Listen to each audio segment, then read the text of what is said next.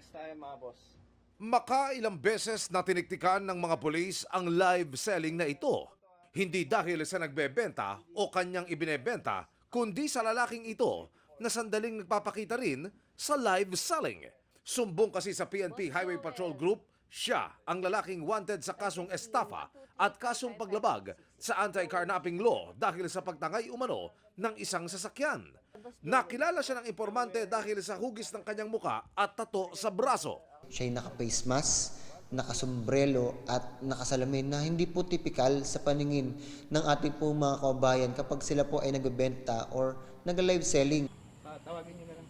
Nang matrace ng pulisya ang lokasyon ng live selling sa Lubao, Pampanga, agad silang nagkasa ng operasyon. Okay lang po yan, sir. Okay yan, sir. At nadakip ang suspect. Ang kanya pong estafa case po ay nag-ugat po no, sa pangloloko po niya ng pagbebenta po ng mga figurines or mga anime figurines worth 800 to 900,000 pesos. Nakausap ko ang isa sa mga umunoy natangayan ng pera na nasa Australia na.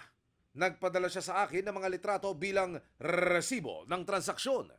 Nangako po siya na babayaran ako through post-dated checks. So nag-issue po siya ng 6 na post-dated checks sa akin and unfortunately po sir, lahat po yun tumalbog. Tinaguan na po kami, hindi na po siya totally nagre-reply sa mga messages ko. Hindi lang po ako yung biktima niya, meron pa po sa pagkakaalam ko, may 40 pa pong katao na nabiktima po niya sa pag-scam sa mga toy collection po namin.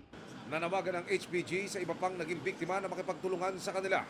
Nakausap ko na rin po yung complainant at okay naman na po. So yung po yung sabi ng abogado ko, sikusuin namin lahat, matatapos po lahat to at maayos po lahat.